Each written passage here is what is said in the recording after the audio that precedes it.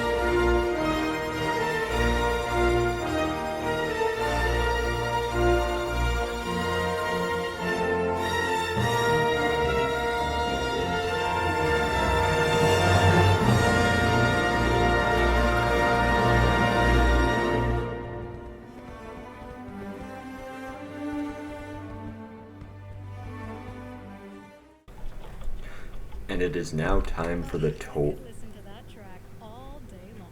Shut up. Nothing short of incredible. What is this? I sense a bit of a theme building. I didn't know this was a thing. Okay, well anyway, welcome to the Goji Center facility. Now it is time for the actual tour. So yeah, let's just head in. We have some very tight security, you know, we don't want anybody from the outside knowing exactly what we're doing in here. So you know, you've got these massive gates. Don't worry about those claws. They're just for decoration. Nothing bad has ever happened here. As you can see, we could drive past our most dangerous specimen, but we're not going to go there just yet. First up, I think we should take a look at the lagoon. Also, that's where the ranger post is anyway. So yep, let me just park my car and we can get out. Alright, and now that we're out of the car, we can, you know, let's take a little tour. I did drive past some of this stuff, you know, it's not very important though. We've got our ranger team here, one of our helicopters. This is the one that we use to sedate the animals when they're getting a little too, you know, riled up. As you can see here, we have our lagoon size, or signs, sorry, not size, signs to clearly indicate to our employees which part of the map they're going to. So yeah, of course we have our restrooms, not very important. This is our sort of, I guess you could say, main research center. This whole area is pretty much a marine biology area. And this is where we just kind of take a look at modern animals and try to understand our Cryosidon, which we will take a look at in just a second. Of course, we have a couple of lunch areas because, you know, why not? A lot of crates. You need a lot of food to feed this thing. Also, of course, there's a lot of supplies to keep the animal alive. And in all honesty, this is just pretty much supplies for the entire park. Or not park, this isn't a park, what am I saying? The entire research facility. Because, you know, got some excess space, need a lot to take care of our special engineered animals. Other than this one. Yeah, that's one of the interesting things about it. So yeah, this is the Cryosidon. Nothing a lot goes on up there, but that's just to make sure that the animal, you know, it's pretty much just to study its like breaching behaviors, see if it ever like tries to jump out. Get an early warning with this thing. Also, I mean, come on, they just look cool. However, this is a real area where we can kind of see the animal. See, oh, there she is, our Cryosidon. Beautifully swimming in her kelp forest. She is come on, can we get a better look at her? Maybe we could see her better. Oh yeah, we'll definitely be able to see her better from over here. She's closer to this side, so yeah, let's just get a quick look at her. Oh, it's a little too far. Oh, okay, so yeah, she's really hiding in the kelp forest. She doesn't usually swim this low. This is interesting. Oh, she's gonna get really close. You're gonna get a VIP experience. Wow. So yes, this is our Cryosidon, or our bioaccurate bloop. It's an animal that we call the bioaccurate bloop because we found it, and this is not an animal we created. It's the only animal in the facility that was not engineered by us. It's a completely natural animal that we found off the coast of Antarctica, and it looks like the internet legend, the bloop, which of course we know was an actual iceberg, but maybe, quite possibly, after studying some sound patterns from this thing, it wasn't an iceberg. It was actually the bloop. Now the bloop looks a little bit different. It's got some head structures very similar to that of axolotls, but overall it's still a very similar animal. And wow, this is a really good shot. I did not expect it to be this good when I started recording. Wow. Well, yeah, let's Cryosidon. We can get a better look at some of the stuff in her enclosure if we just hop in here real quick. There you go. There's one of her nice little coral reefs. She's too far away from anywhere in here to see it, so we're just going to back off because, you know, oh, flashlight, sorry. Yeah, let's just head off to a different section of the facility now.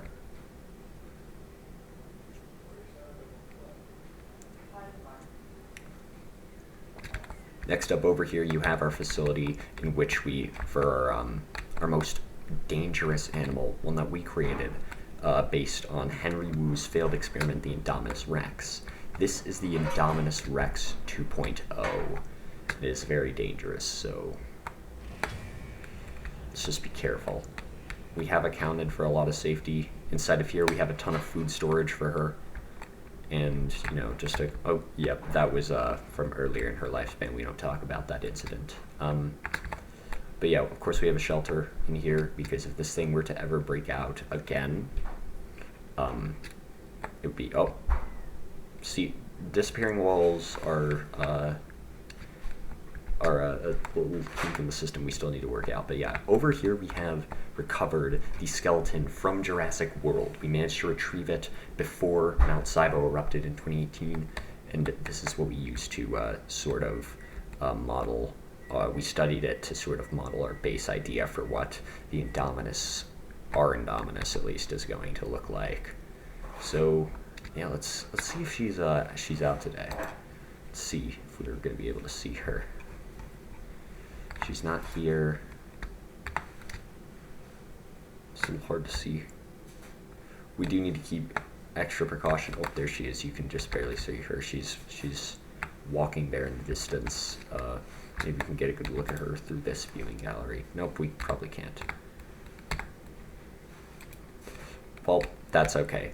Luckily, if we go inside this building, we have some state-of-the-art security cameras. Yes, here you go. As you can see, we have our Indominus Rex 2.0 here.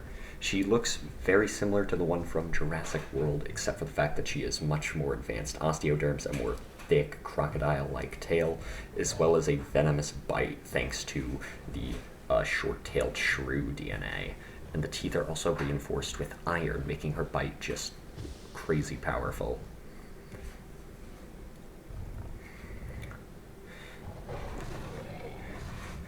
When she's fully grown, she will also be able to reproduce asexually very, very fast using parthenogenesis, thanks to the whip-tail lizard DNA in her genome.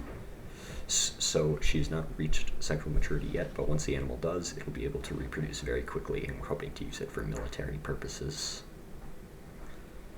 But enough of Indominus Rex 2.0. There's one more animal that we need to look at. So yeah, once we get out of that, we can head on over to the final animal in the facility, and it was actually the first we created, before even finding the Cryosidon, before engineering the Indominus 2.0, we made this animal, and it is very, very, very cool, if I do say so myself. So yep, road just continues down onto here, and then here is the final area of the facility in which we keep our Ultima Imperatrix. Inside of that wall right there, before we get into that is where we keep the Bloop's main source of food, that being whales. So yeah, we have a couple of whale carcasses just sitting in there, and we can release them into there whenever we want. Now this is a little pen for baby Ultima Imperatrix. Look at them there, aren't they just adorable? Yeah. We do have a breeding pair in here, and these animals are much more docile, or I guess the more accurate word would be neutral. Much more neutral animals, so we're able to keep them with multiple individuals. So, yeah, let's see if we can see them by just looking through here. Huh, strange. Usually, they're actually up front here. Oh, that's weird. This isn't scripted, by the way. They usually, literally, I looked at them for 30 minutes before turning on the record button, and they were just hanging around all around here the whole time. So yeah, don't know where they are. Ooh, look, there's one. You can hopefully get a better look at them from the other area. So yeah, just got this long walkway, mesh stuff, of course, and then over here we have some tanks for the DNA of a couple of the animals that comprise of the genome of Ultima Imperatrix. These are the main ones that you really do see. So we have T-Rex, of course, giving it that crazy head, well, at least the jaw strength as well as the neck. Triceratops gave it the horns, the frill, and the shoulder, also enhancing the bite just a little bit more. Of course, Stegosaurus gave it a little bit of osteoderm as well as that massive thagomizer. Now, the Ultima was over here when we looked. Let's see if we can see. Ooh. There's one of them. It seems to be... I can't tell. It seems to be the male from the blacks, just because I can tell because of the black markings underneath the tail. So, maybe we can get a better look at it if we head on into the viewing tower. Still got nobody there. Well then, hopefully we'll be able to catch her. Whoa. Don't mind that, it's fine. Everything here is completely safe. Wow, look at that wall. Third tube definitely isn't disappearing behind me. Don't worry, everything's fine. But, yeah, let's see. They're going to be up here. Oh, yes, we got a real... As I said, these animals are fairly neutral, if not even docile, so we're able to keep the low fence. And they don't seem to want to come out, and, like, really, there's no reason to. There's nothing out here except people. And, you know, if you're an Ultima Imperatrix, why would you want to come out of your special little home for you to do that? So I was wrong. This is actually the female. The male has much more pronounced black markings throughout his body, and you can see them here on the female, but they're just little gray things, but on the male they're like dark black and very pronounced. So yeah, this is our breeding pair, and they produced the whole little clutch litter, whatever you call it, that lives in that little area over there. Now the male is very, very stunning, so I'd love if we'd be able to see him, which, I don't know. I guess what we could do is take a look at security cameras again. From our security camera footage here, we see the male Ultima Imperatrix. He's hiding out here in the forest in one of our no-see areas, and he clips through trees. That's a magical power that the Ultima Imperatrix has, is that it's able to phase through objects. Yeah, these were the first animals we ever created. We created it when Goji Center Studios was first founded during the early 80s, late 70s, around that time period. And yeah, that's when we created these guys. You can also get some more footage of our female over here. Yeah, truly remarkable animals. We're really proud of this. This was our first step into genetic engineering, and now, of course, that's what the company is all about. And that pretty much concludes the tour of Goji Center Research Facility. Hope you enjoyed this episode. This isn't really an episode, it's a speed build, but like really off the script that I'm just coming up with as I record. Thank you guys for watching. This was a really difficult build. It took like 5 hours, so we'd really appreciate if you subscribed. So yeah, with all that said, I hope you have a wonderful day, and I'll see you in the next one. Bye-bye.